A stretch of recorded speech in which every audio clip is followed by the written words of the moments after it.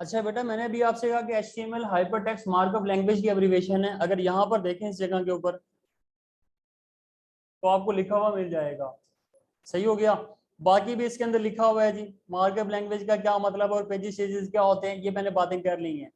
यहाँ पर आएंगे जी, एलिमेंट का जिक्र आ रहा है कि एलिमेंट क्या होते हैं, व्हाट इज HTML एलिमेंट। तो मैंने कहा था टैग इसको कहते हैं। और टैग क्या चीज है, ये स्टार्टिंग टैग है, ये स्लैश के साथ क्लोजिंग टैग है। वो देखो जिक्र किया है P tag slash P, B tag slash B, I tag slash I. तो ये टैग्स इस तरीके से स्टार्टिंग होता है, क्लोजिंग होता है। यहाँ पर इन्होंने H1 को क्लोज किया, P और P को क्लोज किया है। ये क्या है, परेशानी होना मैंने चलाकर देखेंगे H1 का क्या मतलब और P का क्या मतलब है, करते क्या है, बनाएंगे इंशाल्लाह हम लोग इसे। अभी सिर्फ थ्योरी की हद तक है। ये इसका बेसिक स्ट्रक्चर है HTML का, पेज सेटअप या स्ट्रक्चर कह लीजिए। इसमें आपके पास HTML आ रहा है, स्लैश HTML आ रहा है, हेड है, स्लैश हेड है, बॉडी है, स्लैश बॉडी है, दरमियान में आपके कंटेंट आ रहे हैं जैसे कि मैंने वहां पर कहा। सही हो गया। तो उसके बाद आगे चलेंगे जी, HTML एलिमेंट के ऊपर थोड़ी सी, ये दोबारा आ गया हुआ है, नेस्टेड का जिक्र आ रहा है। नेस्ट कहते हैं घोंसले को। नेस्ट का मतलब है एक चीज के अंदर एक और चीज आ जाना, नेस्टेड कहलाता है। अगर गौर से देखें तो HTML और स्लैश HTML के अंदर लिखा हुआ है हेड स्लैश हेड, तो एक टैग के अंदर एक और टैग आ गया, तो नेस्टेड टैग कहलाता है। तो यहाँ पर भी देख लो आप, आपका ये टैग बाहर HTML का, इसके अंदर ये एक और टैग आ गया, टैग के अंदर एक और टैग आया, तो कौन सा टैग होता है, नेस्टेड टैग। अब बॉडी के अंदर एक और बॉडी आ गई, सॉरी HTML के अंदर बॉडी आ गई तो नेस्टेड। अब बॉडी के अंदर भी तो ये आ रहा है ना H1, आप इसको भी आगे कर सकते हो, इंटर दबाएं, ये देख लो ये टैग आपका यहाँ पर आकर ये क्लोज हो रहा है। तो ये H1 के अंदर ये कंटेंट आ रही है, यानी बॉडी के अंदर H1 है जबकि हेड HTML के अंदर बॉडी है। तो एक टैग के अंदर एक और टैग आ जाएगा, इसे नेस्टेड टैग कहेंगे। परेशान होने की बात नहीं है। एक होता है सिंगुलर टैग, सिंगल टैग, एक होता है पेयर टैग। सिंगुलर का मतलब क्या होता है, सिंगल टैग, जैसे मैं मिसाल के तौर पर यहाँ अगर मैं कह देता हूँ BR का टैग है आपका, BR, इसका क्लोजिंग टैग नहीं होता, यानी इसे क्लोज नहीं करते हम लोग। इसी तरीके से आपके पास होता है HR का टैग क्लोजिंग टैग नहीं होता है इसका, ये सिंगुलर टैग कहलाते हैं। एक होता है पेयर टैग, यानी जोड़े वाला टैग, जैसे B है स्लैश B है, B है यहां पर आएंगे और स्लैश भी लिखेंगे, तो ये जोड़े वाला टैग है। इसके दरमियान एक और टैग रख सकते हैं हम लोग, तो पेयर टैग के अंदर एक और टैग आ सकता है बेटा। चलो अगर समझ आ गई तो अच्छी बात है, वरना आगे देखते हैं जी नेस्टेड टैग क्या होता है। तो टैग के अंदर एक और टैग आएगा तो उसे हम नेस्टेड टैग कहेंगे। यहाँ एलिमेंट इन्होंने लफ्ज इस्तेमाल किया हुआ है। नेक्स्ट आगे इन्होंने कहा जी एट्रीब्यूट क्या होते हैं, ये मैं अभी थोड़ी देर बाद बताता हूँ क्या होते हैं एट्रीब्यूट, आगे चलेंगे। ये इन्होंने हेडिंग वगैरह की मिसाल दी हुई है, इसी पे भी आते हैं अभी थोड़ी देर बाद। पहले हम एक पेज बना लें। पेज बनाने के लिए आपको राइट क्लिक करना है, न्यू में जाना है, ये लिखा हुआ है टेक्स्ट डॉक्यूमेंट, इस पर टिक करना है। जैसे हम राइट क्लिक करके ना एक फोल्डर बनाते थे, ऐसे राइट क्लिक करेंगे, न्यू पे जाएंगे, ये लिखा हुआ है टेक्स्ट डॉक्यूमेंट, इसे बनाएंगे हम लोग। सही है। इसके बाद राइट क्लिक करो इसे, ये मैंने नोटपैड इंस्टॉल करके रखा हुआ, मैं आपको व्हाट्सएप पे शेयर कर दूंगा, तो आप इंस्टॉल कर लीजिएगा अगर नहीं है तो। जैसे मैं edit with notepad plus plus कहता हूँ तो ये मेरा पेज मेरे आपके सामने आ गया जी। अभी इनको फिलहाल पहले वालों को मैं क्लोज कर देता हूँ। यहाँ मैं आके लिखता हूँ HTML, थोड़ा सा छोटा है, वही जैसे वर्ड के अंदर बड़ा करते थे, कंट्रोल की दबाएंगे और यहाँ से जूम कर लें, इस माउस के व्हील के साथ घुमाएंगे, जूम हो गया ये। फिर दबाते हैं /HTML, ये आपका HTML आ गया। इसके अंदर आएंगे, आगे लिखेंगे लो हेड, और यहाँ आकर स्लैश हेड लिख लेंगे। अच्छा, इसके बाद हेड के अंदर क्या आएगा, हेड के साथ क्या आएगा, बॉडी आएगा, और बॉडी के साथ क्या आएगा, स्लैश बॉडी आएगा। तो ये बेसिक स्ट्रक्चर हो गया, इसे हम सेव कर लेंगे। इसको सेव एज करते हैं, मैं से टास्क 1.html कह देता हूँ, यानी पहला टास्क है मेरा ये। अब इस पहले टास्क में क्या है जी, कुछ भी नहीं है फिलहाल, मैं इसको थोड़ा सा छोटा कर लेता हूँ ताकि यहाँ पर मैं उसके आउटपुट भी देख सकूं। और आउटपुट को देखने के लिए आपके पास ये यहाँ से आएंगे, ये आपका टास्क ऐसे चला लें।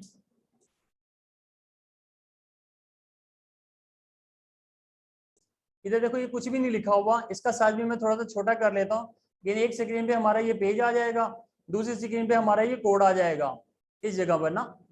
अब बॉडी के अंदर आकर मैं क्या लिखता हूँ, कुछ भी लिख देते हैं। जैसे मैंने लिखा पाकिस्तान, पाकिस्तान, इसे मैं सेव करता हूँ, यहाँ रिफ्रेश करते हैं और देखो पाकिस्तान आ गया। सही है।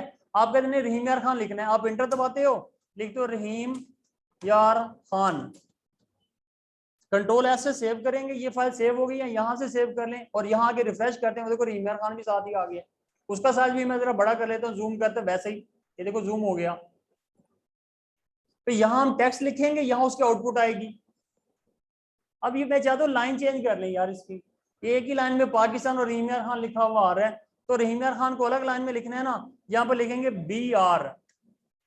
बी आर, बी आर का मतलब था ब्रेक रो, रो को तोड़ दो, लाइन को चेंज कर दो। जैसे सी प्लस प्लस में आप लोगों ने पढ़ा था एंडल, एंड ऑफ लाइन के लिए, या back slash N new line के लिए, यहाँ पर लिखेंगे बी आर ब्रेक के लिए। आप इसे सेव करते हो तो वहां क्या होगा, देखो पेज पे, वो देखो पाकिस्तान के बाद रहीम खान दूसरी लाइन पे चला गया। आप कहते रहीम के बाद लाइन चेंज करें तो बी आर यहाँ लगा दो, ये लो सेव करो इसे कंट्रोल एस के साथ, इसे रिफ्रेश करो, वो देखो वो चेंज हो गया। आप कहते नहीं यार मुझे तो यार के बाद यहाँ से लाइन चेंज करनी है, तो यहाँ पर बी आर का टैग लगा दो, बी आर का टैग, सेव करो इसे, रिफ्रेश मारो, वो देखो वो यार के बाद लाइन चेंज हो गई। आप कहते हैं के एच के बाद, यानी खान के अंदर के एच के बाद लाइन चेंज हो जाए, तो कोई बात नहीं बेटा, के एच के दरमियान आकर बी आर का टैग लगा दो, बी आर। अब सेव करोगे, यहाँ देख लो वो के बाद लाइन चेंज हो गई है। तो लाइन को जब भी आपने चेंज करना तो कौन सा टैग लगेगा, बी आर का। बाकी यार जो तुम्हें लिखना है वो लिख ले, वो सारा स्क्रीन पे ऐसे शो होता जाएगा इस वेब पेज के अंदर। यहां तक बेटा कोई प्रॉब्लम है किसी को? ये बेसिक स्ट्रक्चर वही है सारा, बाकी मैंने इसमें एक मैसेज लिखा था और एक बी आर का टैग लगाया। यहां तक किसी को प्रॉब्लम? अच्छा एक काम में करते हैं, यहाँ पर इस जगह पर आ गए, यहाँ पर इस फाइल के अंदर, यहाँ इन्होंने कहा था जी एट्रीब्यूट्स क्या होते हैं। अब जरा एट्रीब्यूट्स को देख लेते हैं, अपने इस पेज में आते हैं, इसको मैं थोड़ा सा बड़ा कर लेता हूँ, चलो इतने ही रहने देते हैं, ये क्रोम वाला साइड पे आ गया। यहाँ बॉडी के अंदर आते हैं, ये स्टार्टिंग टैग है ना, इसमें स्पेस दें और लिखें बीजी कलर।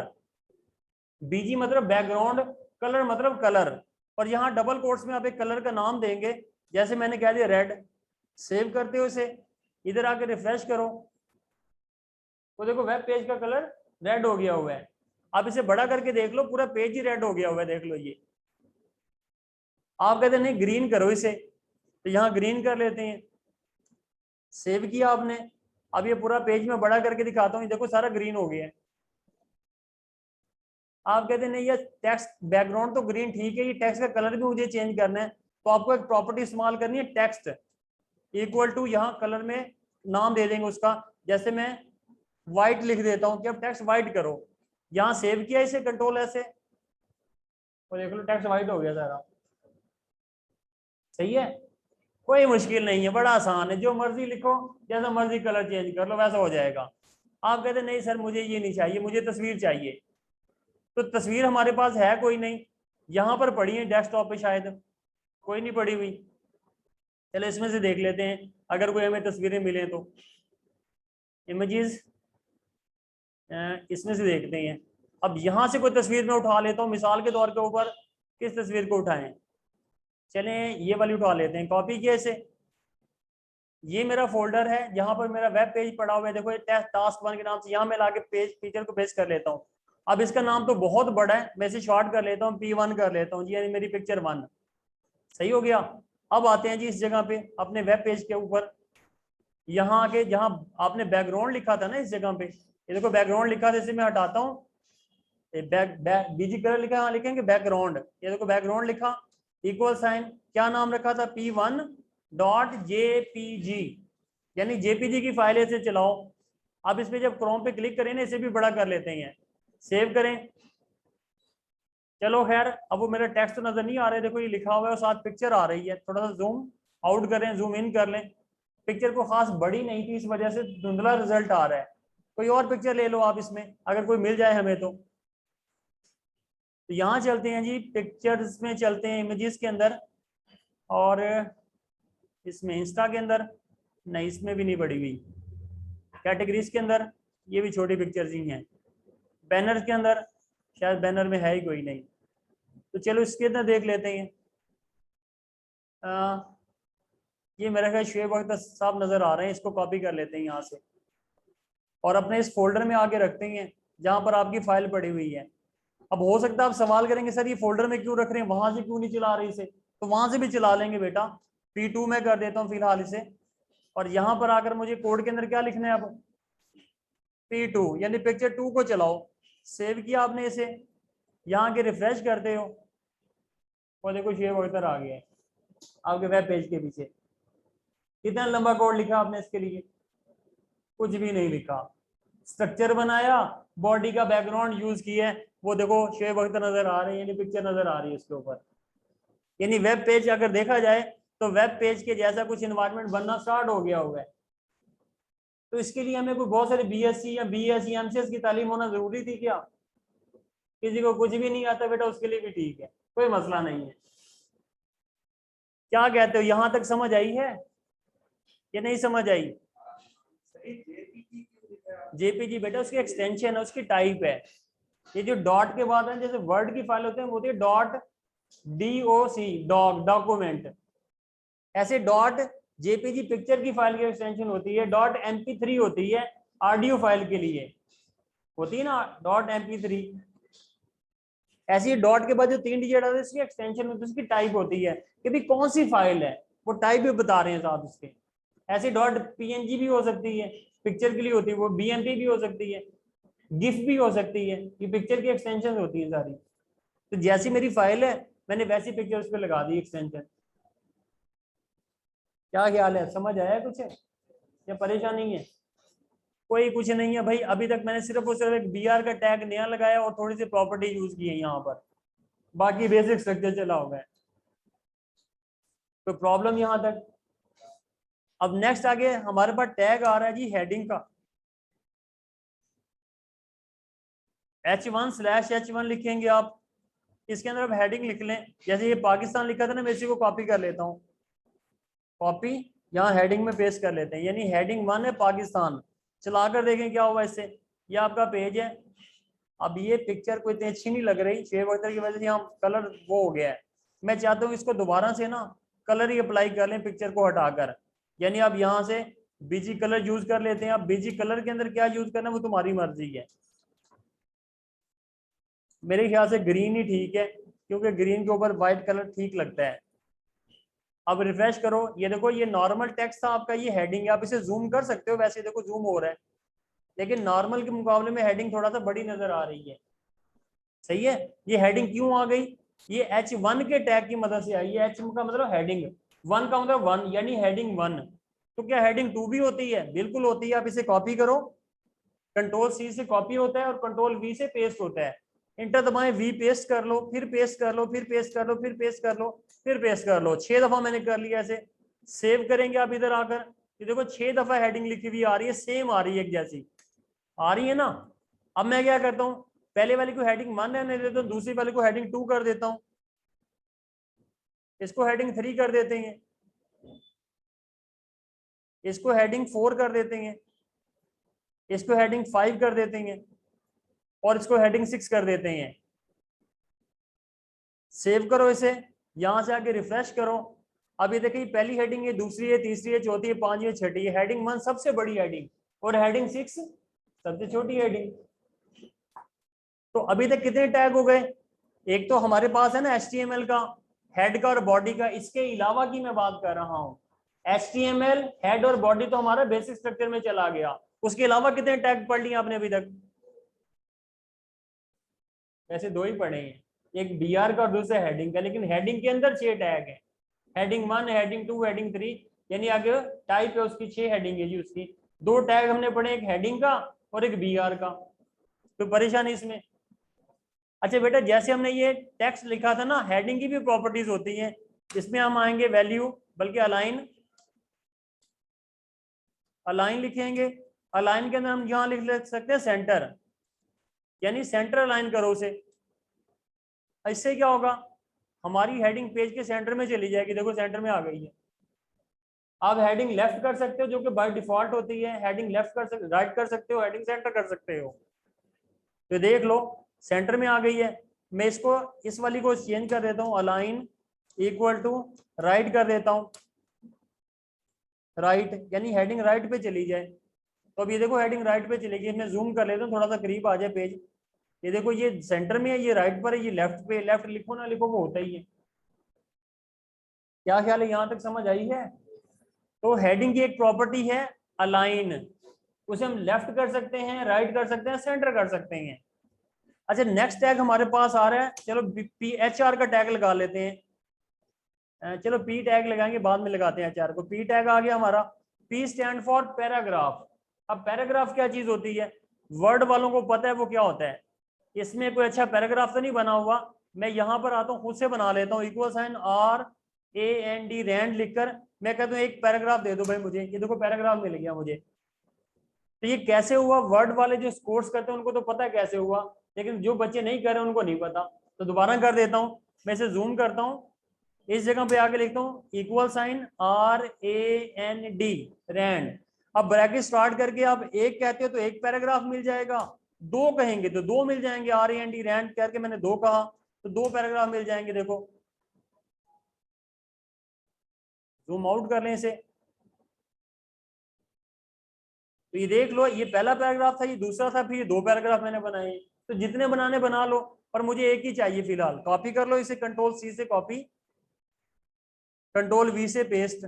अब जरा चला कर देखें क्या आउटपुट आई हमारे कोड की। यहां अगर देखो एक पैराग्राफ नजर आ रहा होगा तुम्हें, ये देखो पैराग्राफ नजर आ रहा है, आ रहे हैं ना, ये पैराग्राफ इसके अंदर आ गया एचटीएमएल के पेज के अंदर। अच्छा पैराग्राफ की भी एक प्रॉपर्टी होती है अलाइनमेंट की, जैसे हेडिंग की थी, मैं इस पूरे पैराग्राफ को कॉपी कर लेता हूँ। अच्छा ये इसके सामने लिखा, आप इसे नीचे भी लिख सकते थे, टैब किधर दबाया और लास्ट में ये जो पी तक का टैग था इसको मैं नीचे ले आता हूँ, ये लो, ताकि लगे कि यार पैराग्राफ के अंदर वो है। तो पी के अंदर ये टेक्स्ट है, मैं इस पूरे पी को कॉपी करता हूँ, पैराग्राफ को कॉपी, यहाँ कर वी पेस्ट, फिर पेस्ट, फिर पेस्ट, 4 दफा पेस्ट कर लिया है। पहले को सिंपल रहने देता हूँ, दूसरे वाले में आते हैं। मैं आगे कहता हूँ जी इसमें अलाइन इक्वल टू सेंटर, ये लो सेंटर की प्रॉपर्टी हमने अभी थोड़ी देर पहले यूज की थी। आप देखते हैं क्या हुआ। तो ये पहला पैराग्राफ है, दूसरे वाले को चेक करके देखो, इसके मुकाबले में ये सेंट्रल लाइन पर है, ये दूसरा पैराग्राफ ये सेंट्रल लाइन में, ये देखो। तो तीसरे पैराग्राफ पे चलते हैं। तीसरे पैराग्राफ में आके मैं कहता हूं अलाइन इक्वल टू राइट, ये लो सेव करो इसे। अब ये देखो ये राइट साइड से आ गया तीसरे वाला पैराग्राफ। और इस तरीके से चौथा ऑप्शन जो होता है वो जस्टिफाई का होता है। यहां आते हैं equal sign align equal to justify, ये लो जस्टिफाई। तो नोटपैड प्लस प्लस इस्तेमाल करने का ये फायदा, कुछ चीजें वो हेल्प में हमें दे देते हैं, ज्यादा स्पेलिंग टाइप करने की जरूरत नहीं पड़ती, खुद ब खुद आ रहे होते हैं, बस सेलेक्ट करो। ये देखो ना यहाँ पर मैंने सिर्फ जे लिखा है, उसने जस्टिफाई पूरा कर दिया है। तो मैं इंटर दबाता हूँ, ये लो जस्टिफाई हो गया। सेव करो, ये लास्ट वाला पैराग्राफ चेक करो, ये जस्टिफाई अलाइनमेंट में चला गया, इधर से भी बराबर उधर से भी बराबर है। क्या ख्याल है, यहां तक कुछ समझ आया है कि नहीं समझ आया? इसको रोक दें या थोड़ा और आगे लेकर चलें? और लेकर चलें, लेकिन हमारे साथ वो बच्चे भी हैं जिन्होंने पहली दफा पढ़ना है ये। हमें बेटा स्टार्ट जरा नॉर्मल करना है, एक दफा रनिंग में आ गए ना फिर स्पीड दे देना। हाँ ये बात भी सही है, वो वहां पर मैं गाने सुना रहा था, टैग से दो ही पढ़ेंगे, खुदा आगे मैंने वो बातें भी की हैं। चलो आगे चलते हैं जी नेक्स्ट टैग की तरफ। HR का टैग है मेरे पास, बल्कि HR को नहीं करते, इसमें फाइल में देखें क्या है। फाइल हमारे पास जो वाली फाइल थी ये नहीं थी भाई, ये वाली फाइल थी। इस फाइल के अंदर हम लोग चले थे जी, एट्रीब्यूट का जिक्र किया था, हेडिंग का जिक्र किया, देखो हेडिंग 1 से लेकर हेडिंग 6 तक ये सारा नोट्स की शक्ल में बना के रखा हुआ है मैंने। नेक्स्ट आगे चलेंगे, पी पैराग्राफ के लिए है, ये पैराग्राफ में भी आ गया, सही है। नेक्स्ट आगे हमारे पास कुछ और टैग आ रहे हैं, जैसे बी है, स्ट्रॉन्ग है, आई है, EM है, मार्क है, स्मॉल है, इनको जरा अप्लाई कर करके देख लेते हैं ये क्या करते हैं। तो सबसे पहले नंबर पे वापस चलेंगे अपने कोड के अंदर। यहाँ पे मैं बस एक दफा ना HR का टैग यूज करूं, पर समझाऊंगा नहीं क्या, कल बात करेंगे उसके ऊपर। आएंगे HR लिखकर बस खत्म कर दिया मैंने। सेव करके देखें क्या इससे कोई फर्क आया है, एक छोटी सी लाइन नजर आ रही है यहाँ पर, सही हो गया ना। ये क्यों आ रही है कल बात करेंगे, अभी नहीं बात करते। यहाँ आते हैं, इस जगह पे आके मैं लिखता हूँ पाकिस्तान, पाकिस्तान। दोबारा आते हैं, फिर मैं लिखता हूँ B tag slash B tag और दरमियान में फिर पाकिस्तान लिख देते हैं। ये लो पाकिस्तान। अब ये वाला पाकिस्तान और ये वाला पाकिस्तान देखते हैं इनमें फर्क क्या है। रिफ्रेश करेंगे, मैं इसके नीचे क्या करें, इंटर दबाने से शायद आ जाए, बात बन जाए, शायद ना बने, नहीं बनी। तो बहरहाल यहाँ पर गौर से देखें, से जूम कर लेते हैं थोड़ा सा और। अब देखिए इस पाकिस्तान के मुकाबले में ये वाला पाकिस्तान माशाल्लाह थोड़ा सा सेहतमंद है, बोल्ड किया हुआ है, ठीक है ना, थोड़ा सा मोटा किया हुआ है उसे।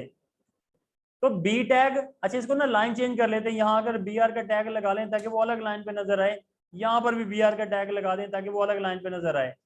अब दोबारा देखते हैं इसको, ये नॉर्मल है और ये बोल्ड है, समझ आ रही है। नेक्स्ट टैग क्या हमारे पास, नेक्स्ट टैग हमारे पास स्ट्रॉन्ग है। इसी को कॉपी करो, यहां से कॉपी और यहाँ कोड के अंदर लाकर पेस्ट मारो। ये स्ट्रॉन्ग का टैग है आपका जी, स्ट्रॉन्ग स्लैश स्ट्रॉन्ग आएगा इसके अंदर।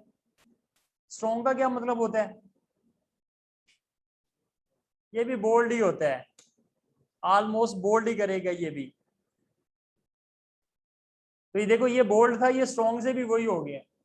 तो बी टैग यूज करो, स्ट्रॉन्ग टैग यूज करो। इसके बाद नेक्स्ट टैग की अगर मैं बात कर लेता हूँ, इसको मैं कॉपी कर लेता हूँ क्योंकि बी आर इसके साथ लगा हुआ है, इसके साथ भी बी आर लगा दो यार। अच्छा यहाँ पर बी के साथ में लिखता हूँ बिग, बिग मतलब बड़ा। क्या मतलब बड़ा, पहले से बड़ा टेक्स्ट आएगा इसमें। ये देखो ये बोल्ड होकर भी इससे छोटा है, बिगर बन गया ये थोड़ा सा ना, बिग मतलब बड़े वाला, यानी नॉर्मल से बड़ा टेक्स्ट बन गया ये, अगर तुम बनाना चाहो तो। इसी तरीके से इसे मैं कॉपी करता हूँ, यहाँ पर पेस्ट करते हैं जी, स्मॉल, स्मॉल का टैग आ गया। यहाँ बिग की जगह क्या लिखेंगे, स्मॉल। सेव करो। तो बिग के बाद स्मॉल में क्या होगा, देखो ये नॉर्मल से छोटा हो गया है। जैसे सी प्लस प्लस में आप लोगों ने पढ़ा था ना, प्लस प्लस एक का इजाफा कर देता है, माइनस माइनस एक की कमी कर देते हैं। तो बिग का मतलब एक का इजाफा कर दो, माइनस माइनस मतलब की कमी कर दो, स्मॉल का मतलब छोटा होगा। बिग मतलब एक प्लस करो, स्मॉल मतलब एक माइनस करो। नहीं समझ आ रहा ना। अच्छा जी बिग होगा, उसके बाद नेक्स्ट है जी हमारे पास आई टैग। इसी को मैं कॉपी कर लेता हूँ, यहां से कॉपी किया, कंट्रोल सी कॉपी, बल्कि इसको साथ जोड़ें, अलग नजर आ रहा है ये।